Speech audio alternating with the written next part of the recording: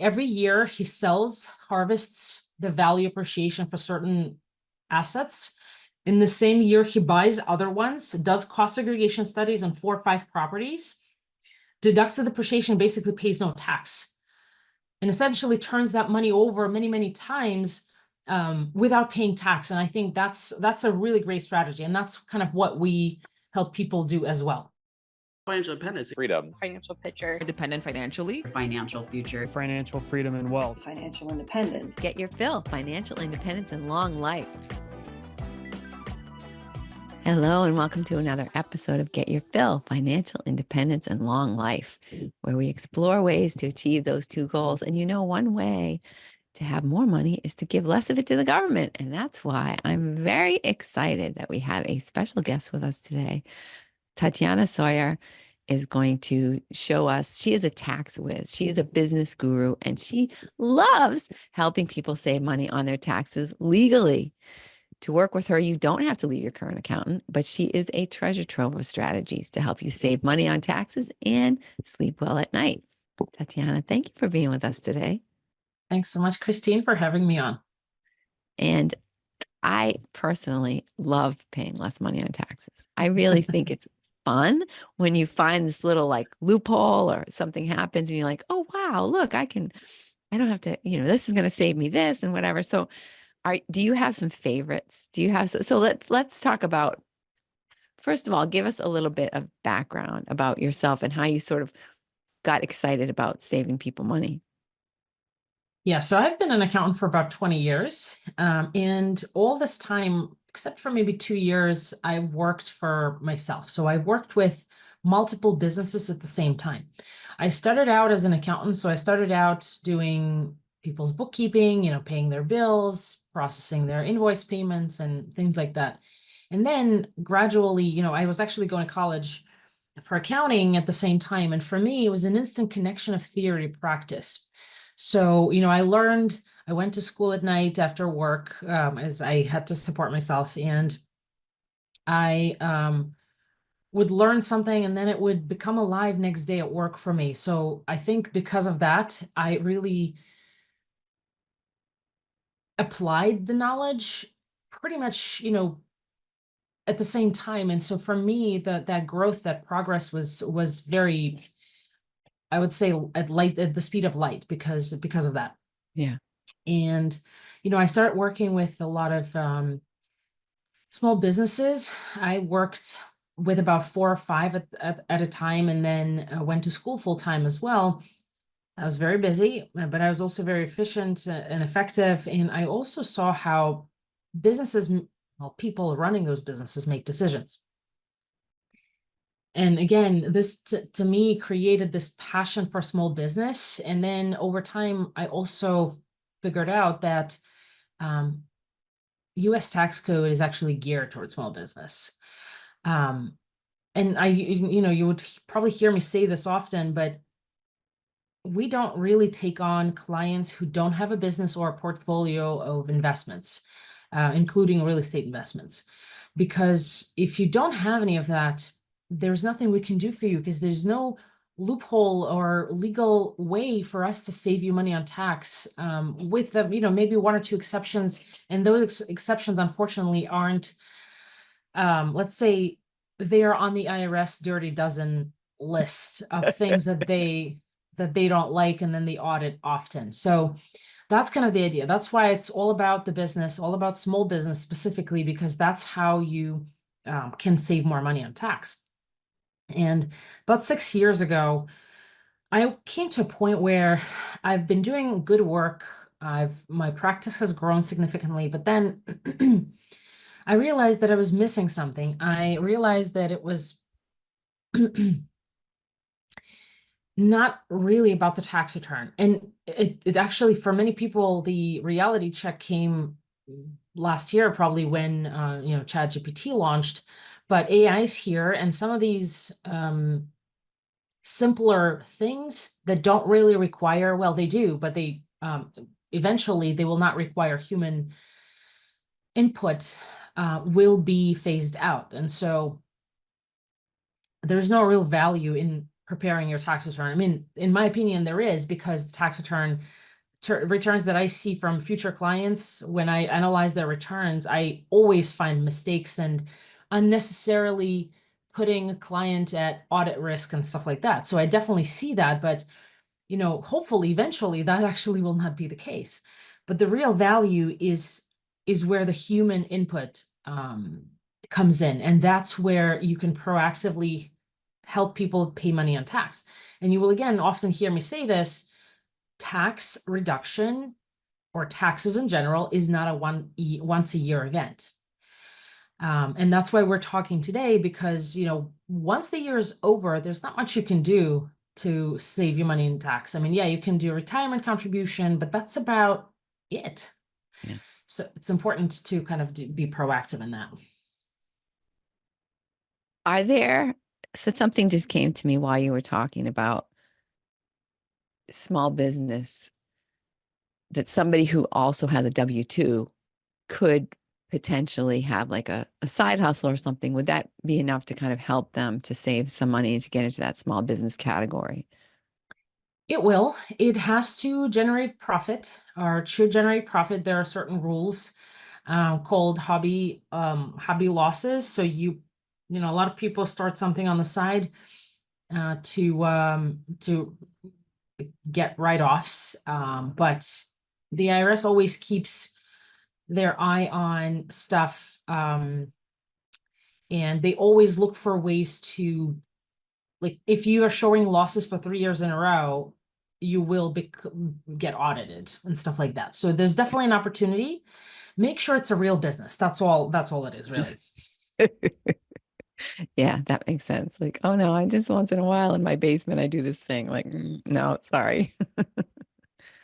So what sorts of things should people be thinking about as we approach the end of the year that could save them money, that could be the difference between a big mess and a big check? Yeah. So there's actually quite a few. So we'll cover as many as possible. Feel free to interrupt me as I go through them.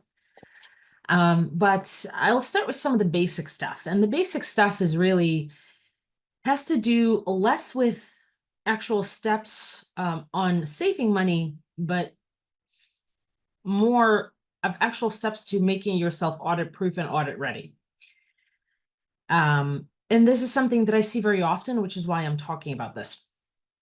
And basically, a lot of small businesses, especially freelance gig style businesses, many of them usually commingle funds. So they usually would, pay personal expenses from business in lieu of compensation or whatever, or by mistake, or by not caring, potentially maybe ignorance or whatever, or they would pay business expenses from personal because they don't have credit, or whatever. And there are certain rules when it comes to those things. And ideally, the IRS does not like commingled funds, because it's very easy for them to look at your receipts or credit card statements and say, oh, we're going to deem all of these personal, and it's up to you to now prove it to us. Whereas if you don't have the history of paying personal stuff out of business, they will ask you, if let's say you get audited, they might ask you about it. And if you say no, you don't pay it, they will not probe further. They will assume that everything is business. I've just actually had that situation with a client last year on an audit. And I was upfront with the audit. I was like, the business owner is 73. He doesn't care. His bookkeeper is paying his bills out of the business. There's nothing I can do about it, but they're all booked in as personal expenses so that we don't take a deduction for them. And the auditor was happy with that. And in terms of receipts, actually, before I move to receipts, I will tell you about the business, kind of the business expenses on personal. If you have to use a personal credit card for business, because sometimes if it's a new business, you don't actually have a credit card yet. Yeah. If you have to do that, designate one card that will be business only and don't charge any personal stuff on it. That's kind of how that needs to happen. And in terms of receipts, the law is that you're supposed to keep a receipt for everything you buy for business. However, the law, I mean, there's no law, but the rule, kind of the unspoken rule, is that the IRS will accept credit card statements, bank statements as receipts. But technically, you're supposed to have receipts for stuff. Still. So commingling funds is number one. It's a huge thing that will allow you to also make bookkeeping for your business very clean and cheaper too, because you don't have to classify all of these personal transactions. Now, for year-end stuff, and this is something that comes up often, typically the IRS likes to, in the recent years, like this year and last year, it has been coming up a lot. The IRS likes to audit car expenses because most people, during tax time, non-proactive accountants ask you, oh, how many miles did you drive, blah, blah, blah. And and people just estimate, oh, I drove 5,000 miles, and then just, multiply it by the rate, and that's it. That's kind of how it usually works. But unfortunately, that will never stand during an audit. And so what we recommend always is on December 31st, set yourself a reminder to take a screenshot, a picture of your odometer to show the mileage, and do that every December 31st. And this way you'll know exactly how much you've driven, because when you provide mileage, what you're supposed to do is you're supposed to provide total mileage and then business only mileage. And so if you want that to be accurate, take a picture. It's very simple, make a reminder for yourself, and you'll be good to go. In terms of business mileage tracking, I mean, if you can track it somewhere on an Excel or whatever, great. All the power to you. Business mileage per mile reimbursement cost is actually fairly high, which makes it very advantageous to take the mileage rate, especially if you have an electric car, because then, typically the depreciation of the car, the cost of the car, the gas and the maintenance are all included in that mileage rate, except not the tolls or not the parking, obviously, but because let's say an electric car doesn't use gas, you're getting more of a reimbursement, if you will, on that. So a little trick there, but many cars now have apps that have tracking, that just show the trips. I know when I leased my Volvo, and I'm a big fan of leasing for business, and I can explain why if that's interesting. But when I leased a Volvo, they just showed every trip, and I would just go swipe left if it's personal, swipe right if it's business. It's very simple, and many apps nowadays have that built in. Do you think we should cover the lease versus buy car? I or think should so. it... Yeah. Let's talk about that, because I actually had an accountant tell me that because of the depreciation and stuff like that, it really didn't make any difference from a tax perspective, whether you leased or purchased. It may not make a difference from a tax perspective, but it definitely makes a difference from an audit perspective. Okay. When you buy a car on business, and if it's fleet cars like vans, work trucks and etc., they're registered as commercial vehicles. They should be purchased on the business. No question about it. Right. But when you're taking a car for your personal use that you also use for business, that's a different story. The IRS doesn't like that very much. So what typically I recommend is, I prefer lease, but it has to be done in a very specific way, and I'll explain what that means. Typically we lease because if you buy a luxury SUV and you're not in a business like real estate, for example, and you don't have any other cars in the household, that can be really suspicious and disallowed on audit. Because the first thing the IRS auditor asks you as part of the interview process. Well, so the first step is the interview process when you come in with paperwork. But the first thing that they do is you go through a bunch of questions and you answer them live to the auditor, and the auditor makes notes. And the first question is, does the owner of the business pay expenses personal expenses out of the business. The second question is, please show me your fixed asset schedule. So please show me all of the fixed assets that are cars, buildings, real estate, whatever. And so nobody ever asks about leased vehicles because it's an expense. It's not your car. It's a leased vehicle. Right. When you buy a car, you're taking a percentage, and every year a percentage changes. So it becomes an accounting nightmare in that sense too.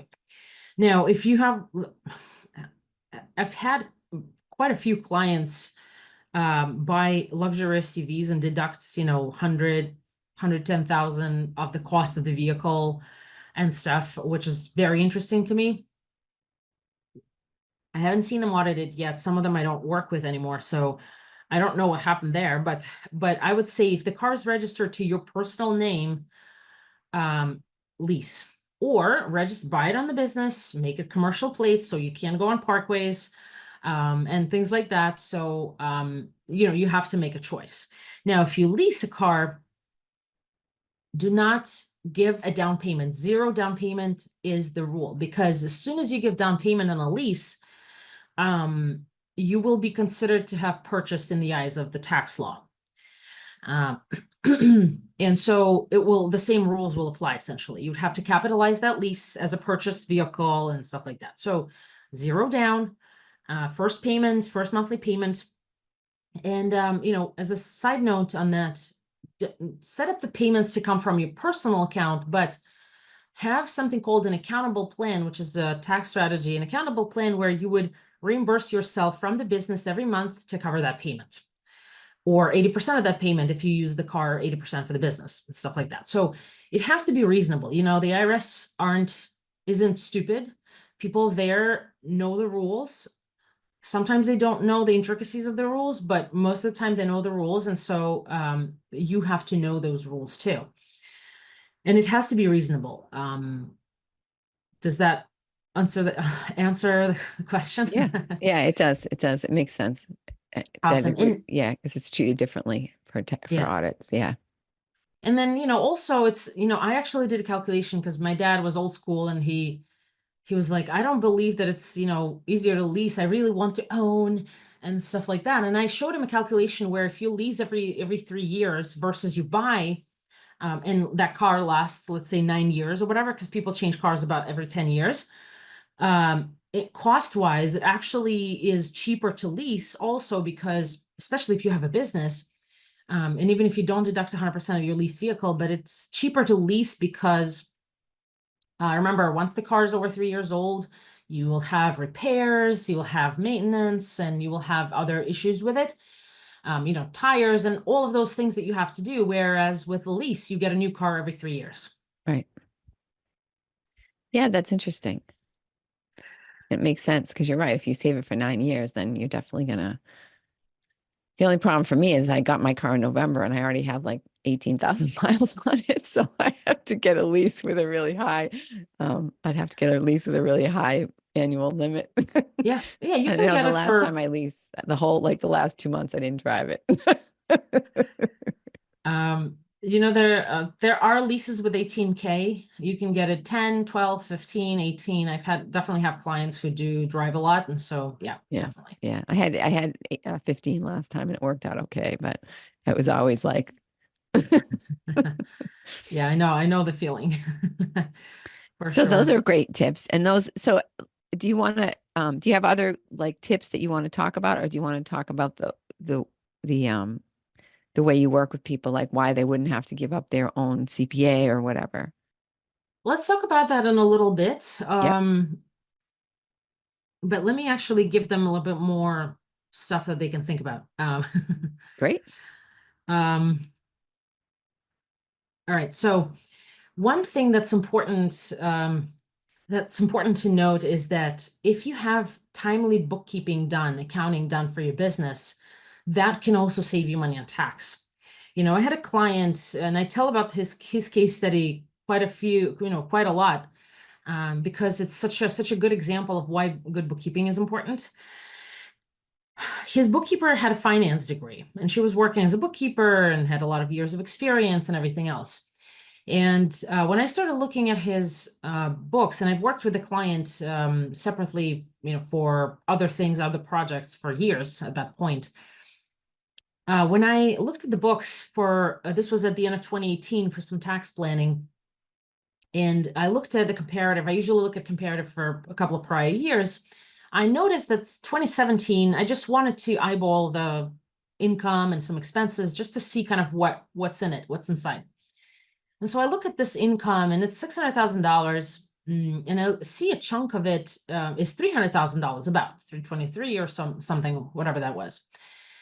And I asked the client what was this big one chunk, because usually he would have monthly fees and other monthly income and coming in and one-time fees, but never anything like that big.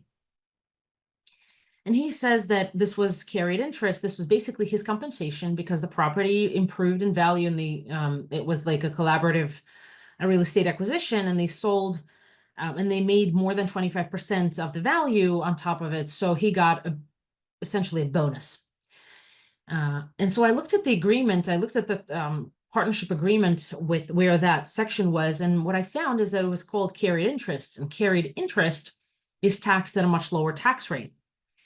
His bookkeeper didn't know, or didn't care to know. His CPA, who prepared his taxes at that point, didn't check, because traditional CPAs just don't have time to check stuff like that. And it cost the client about $50,000 in extra federal tax. So we amended the return. We got him the 50K back. Actually, it was 50K plus New York State. And I always tell this story because this is a good illustration of how good accounting and timely done saves you money on tax, but also why does it matter at the end of the year? Because depending on when this episode airs, when you are in September and you have good books and you see what's going on, you can run a year-to-date report and see what your net profit is showing. First of all, you can identify mistakes. You can kind of see and talk to your accountant or bookkeeper and say, listen, I didn't make that money. There's something wrong with it. Second, you can see, okay, like it makes sense. How much will I owe on this? So in September, let's say, or in October, how much you'll owe in April. That's 7 months from that.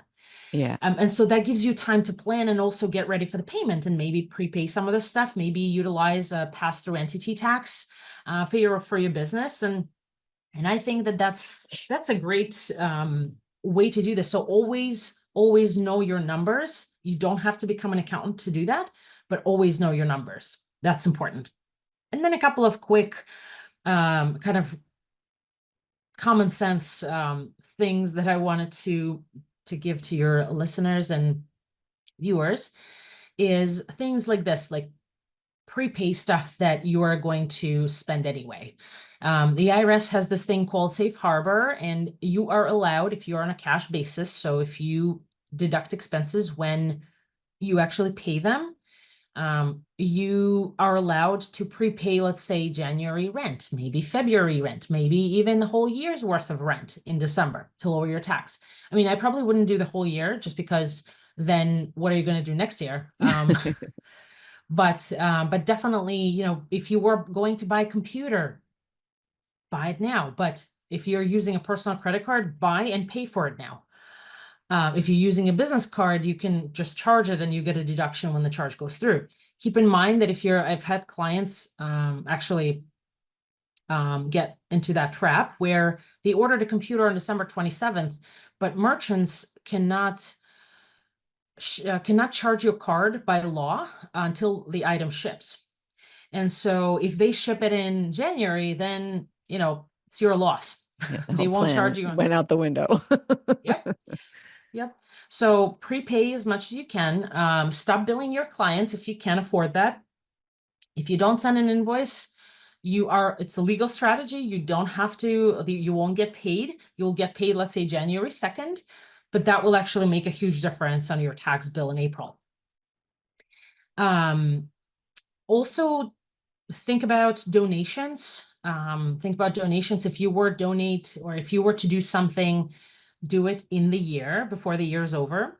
And also one kind of last thing, if you were going to maybe paint your office space, or, fix that sink in the office or whatever, do that before the year is over, because you can actually write most of this stuff off as, for the full cost. Like if you were installing an HVAC unit, for example, you could potentially write that off completely in the year of installation. So think about kind of what can you do, or what you were gonna do anyway in the next 6 to 7 months that maybe you can accelerate to before the year is over. In what cases would that make more sense than, say, depreciating the new HVAC system? Like somebody just has a lot of money this year, but they're not going to have a lot of money next year for income and stuff. Um, it's cash flow. Honestly, you want the depreciation. There's a whole like real estate professionals that I work with and help, and other professionals where we use real estate to build their wealth, because real estate gives you depreciation losses, that are not cash losses. It's one thing when you have a loss and you actually had to pay for it with money. It's another thing when you have a loss and it's a non-cash loss. So that's why real estate is very attractive in that. But everybody wants the depreciation. Everybody wants to deduct everything today. And so there are tax laws that actually were created for that. Like there's Section 179 deductions, there's bonus depreciation, and all of these different things that are extremely valuable and should be used. Right, right. No, I was just wondering why, for example, something like an HVAC system, because one of the strategies that I'm sure you use as well is when somebody buys a building, right, to just take every single piece of that building and chop it up with its own depreciation schedule, right? It's called a cost segregation study. Yes, you need an engineer, ideally who has a CPA license, or somebody in their firm does Do for you that. do you ever do that with your clients? Absolutely. One of my clients actually, he has a pretty significant real estate portfolio, commercial real estate in his case. So warehouses, storage units, mobile home parks, offices and stuff. And so that's his whole strategy. Every year he harvests the value appreciation for certain assets. In the same year, he buys other ones, does cost segregation studies on 4 or 5 properties, deducts the depreciation, basically pays no tax, and essentially turns that money over many, many times without paying tax. And I think that's a really great strategy. And that's kind of what we help people do as well. We don't do actually cost segregation studies because we're not engineers, but we use a couple of firms that have a license to lose. So they're going to do this right. Yeah. Yeah, it's an interesting thing that I think a lot of people who don't do real estate aren't really that familiar with.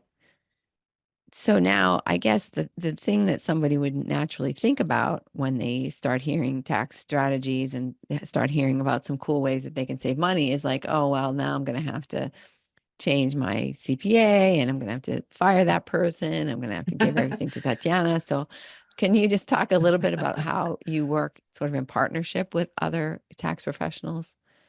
Yeah. So I actually don't work in partnership with them. I work in partnership with the client. Right. Yeah. And the reason you don't have to leave your current accountant is because tax planning does not require that. So I'll give you an example of how typically the process works.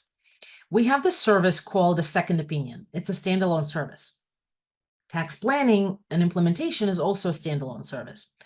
So the second opinion is basically my analysis of everything you've got. So it's fairly comprehensive. I ask for a lot of information and I'm required to keep it confidential. And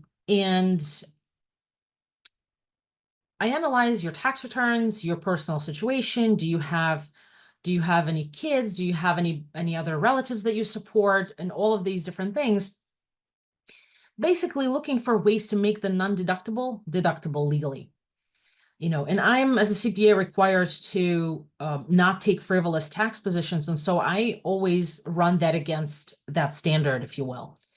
But what we do on the second opinion is I ask for a lot of information from you. You schedule a call and basically I show you and I go over the list of these strategies, usually at least 4 or 5 in the mix. I explain what they mean. And there you go. You can take that piece of paper, go to your accountant and have them implemented for you.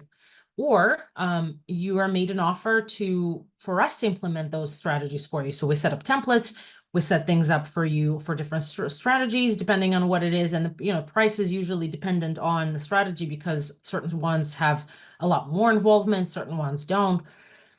And so we set those things up for you, and basically you're on your way. You can go back to your annual tax preparer and have them file your taxes. What I also do as part of this process is I look for errors, mistakes, audit red flags, and I show them to you because you need to know if you are unnecessarily being made a target of an audit, because I take that very seriously. I want my clients to, even if they are audited, to have a no change letter, meaning that there is no change in their tax situation for the year audited. So that's why you don't have to leave your current accountant. We can just take a look and see. And it's right now we're actually running, before the end of the year, we're running a special on that. Usually it's $697. We're doing it for $197. So it's $500 off. And so that's something that is an easy yes, because it doesn't really, you don't have any risk there. Yeah, that's crazy.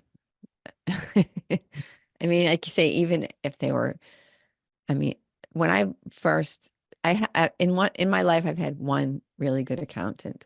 And when I first went to him, he asked to see my previous year taxes, and he said, "Oh, if you just do this, then and refile, my previous year taxes. If you make this change and you refile it, then you're going to save some money." And sure enough, the refund that I got just from that meeting with him paid for his fee for the next 2 years. So, right? I mean, it sounds like it with all the strategies and things that you have, it could be even longer than that, right? You're going to pay for yourself every year on a continuous basis, and then some, with a Yeah. huge upside for people. Yeah, exactly. And so typically, if you choose for us to implement your tax plan, we will charge you a fee for it, but there's always a return on investment, at least 100%. Meaning that of the first year only, you get to keep these savings for years to come, but you only pay about close to 50% of that first year savings. And I think it's, we do all of these things for you. And usually on average, our clients, future clients, prospective clients, they save 20 to 30 to $50,000 a year, depending on the business, depending on the family. It all depends on the personal, because business is personal. Right, absolutely. What kinds of well, all right. I want to make sure that we talk about your nonprofit. Do you want to do that now, or do you want to save that till later? The nonprofit, I can talk about it, absolutely. I think if somebody's listening and is interested in a second opinion, definitely provide the links to that, but they can check me out at linzacpa.com. The nonprofit is more of a passion project, and the reason I wanted to talk about it is I like talking about it is because of its mission, of how good of a mission it is. Everybody I talk to says that, and it's just it's definitely something that I would love to spread the word about. Okay, great. Well, let's hear about that, because we're going to circle back to working with you and things like that. But Awesome. for now, let's take a little detour to the nonprofit world and tell us all about it, how it works, and what prompted you to start it. So I started the nonprofit 2012, I think. And the reason I started it, I had my best friends that I've known since I was maybe 3, 4 years old. So many, many years. We lived in the same building, and I moved to the US in 2003, and she stayed at home. And I've been looking for ways to bring her out here. And she had a tough life. She was just a really interesting story and stuff. And so I've been applying. I don't know if you know that this exists, but there is this thing called the diversity visa lottery. It's a green card lottery, essentially. Every year, the US government has that lottery. And so she, that year, 2010, she lost her mom. Her mom had diabetes for many years. And then 2 or 3 months later, I get a letter that she was selected for further processing. And so, and she had a child. She was a single mom at that point. And, you know, we became sponsors for her to come over. She came over and I took her, I took her to open a bank account, to get a driver's license, to get everything, explained the credit system to her, the credit history, and she was looking at me like deer in headlights of like, what the hell does all of this mean? And why do I need to be involved in this? And so I've been thinking about this for, for a couple of years, and I've realized how new all this is to them and how new it was all to me. It's completely different system, completely different setup. And I thought, what if I could create something to help people like first generation immigrants, like women, like moms, because moms have it rough sometimes. And,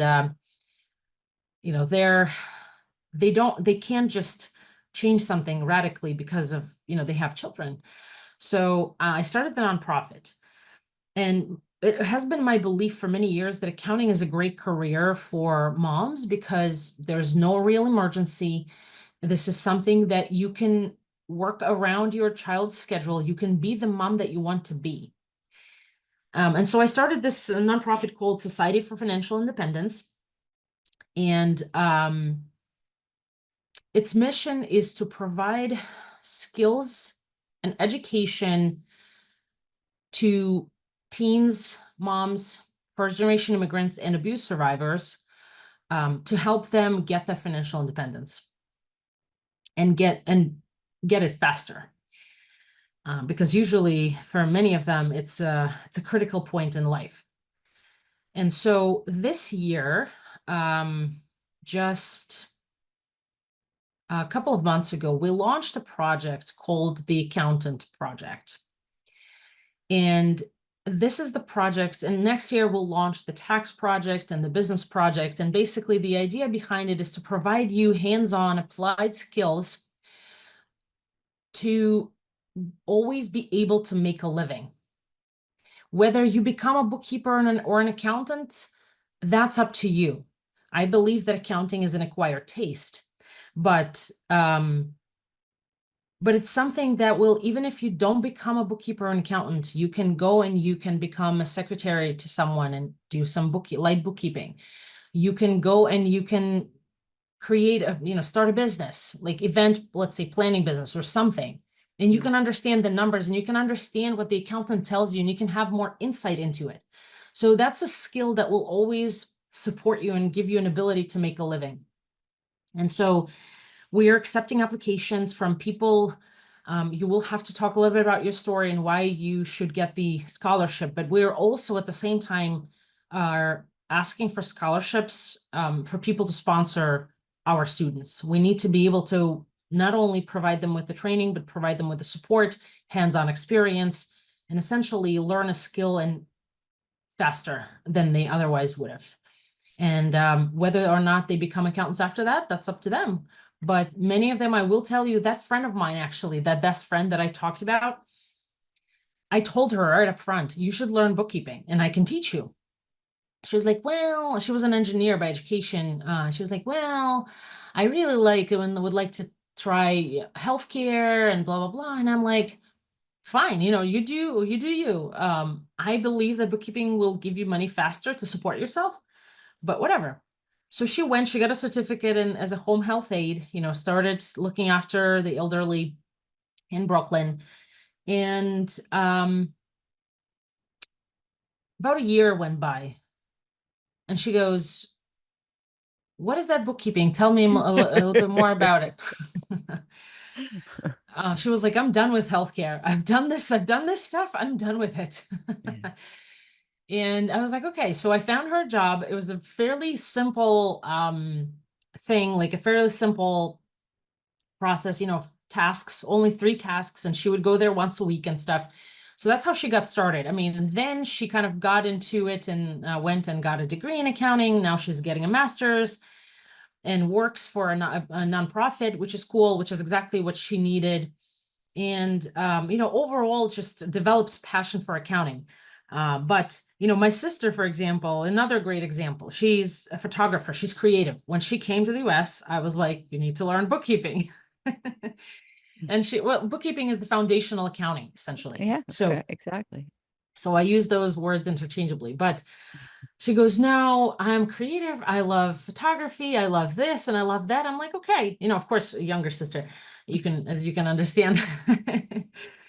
And then, a couple of years go by and she's tried here and there and this and that. And one weekend they come over with her husband. 3 years go by, she's pregnant. And she goes, oh, I found a job for 30 hours a week. And I'm like, yeah, doing what? She's like, bookkeeping.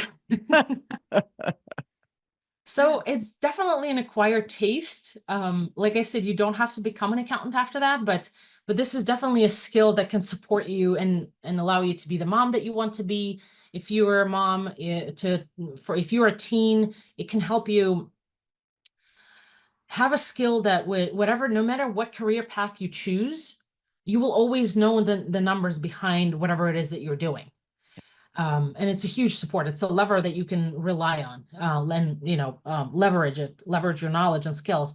If you're an abuse survivor, it can help you rebuild your life, get out of the abusive relationship potentially, or whatever. And if you're a first generation immigrant, same thing. You can either build it as a business, or you can just use it as a knowledge when you're building your other business, whatever that is. Yeah, understanding money is the key to everything. Right? That's like the number one reason why businesses fail, is because they didn't really know where the money was going. They thought they were profitable, but they really weren't. And they made decisions based on not really getting it. Oh yeah, it's a fantastic skill. Yeah. So in a Absolutely. nutshell, that's what the nonprofit is about. Excellent. That's great. I really applaud you for starting that and for recognizing the power of understanding the numbers. Yeah.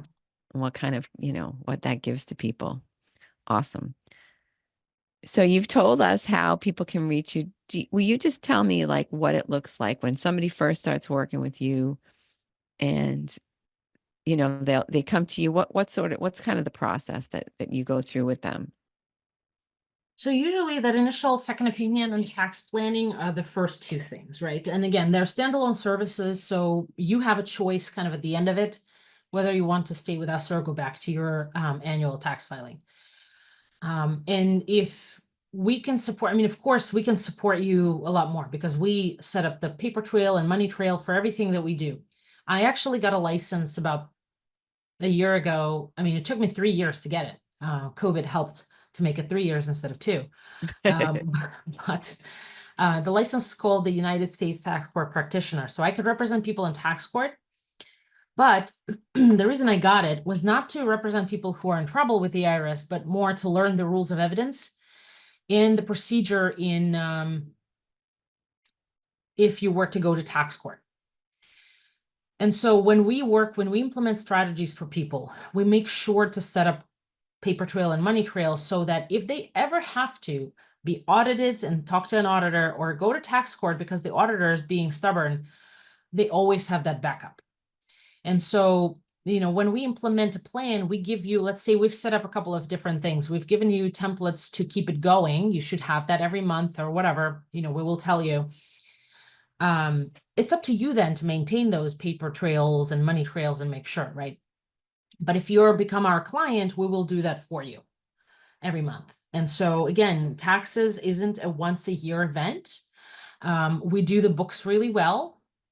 We support you as an advisor. So any question you have, any personal financial question you have, we can answer for you and direct you to either a professional who can support you more hands-on, or we can tell you, okay, what they're doing is right or wrong if you have somebody you work with already. And here's what you should be doing, or here's what you should consider. So that's kind of, it's a very good and family-like relationship. I consider us being in business of lifelong relationships because that's what it's all about. You trust us, and we take that trust very seriously. Yeah. So tell me about the book. Tell me about your book. The book is actually, it's about 3.5 years old. And the reason I wrote it was because as a firm, we made a decision to not work with startups. Because usually, unless they're funded, there is no budget for someone like us. However, I wanted to make that expertise available to those who are thinking of starting a business, maybe early into their business, maybe struggling a little bit, maybe they're a freelancer and figuring it out. So it's a how-to roadmap on starting a business and doing it right. And it's perfect for someone who's either early on or just thinking about it. Just recently we launched as a firm, we launched a startup incubator.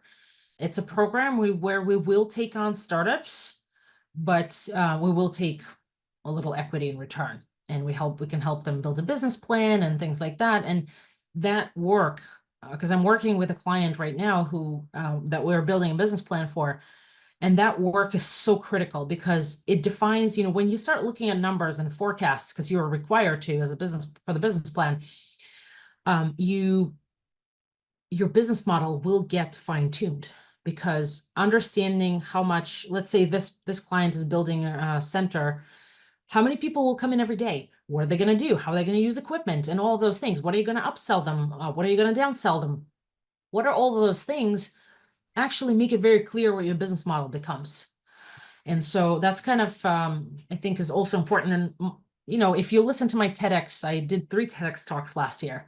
My first one was called Entrepreneurship is a Whole Brain Craft. And I am of a belief that in order to start a business, you have to have a vision. But in order to actually make it work, you have to have numbers behind you. And I'm hoping to change the statistic with the book and with what we do and with our work. The statistics that you mentioned, the 50% of businesses fail within 5 years. In a nutshell. Well, that's single-handedly. I love it. That's fantastic. It's awesome. What's the name of the book and where should people buy it? It's called Dream Bold, Start Smart, and it's available on Amazon and all retailers that you can imagine, all of the traditional distribution channels. Cool. So remind people, I'm going to put the link to your website in the chat, but just remind people how they can reach you if they wanted to do that right this minute. The best way is go to the website, lenzacpa.com, or find me on Instagram and message me. I live on Instagram, LinkedIn, and now Snapchat, apparently. But it's my first name, Tatiana, and my last name, Tsoir. It's a Hebrew name, but yeah, you can easily find me. Excellent. And then my last question is there a question that you wish I would have asked you or something that you really wanted to bring up that we haven't touched on?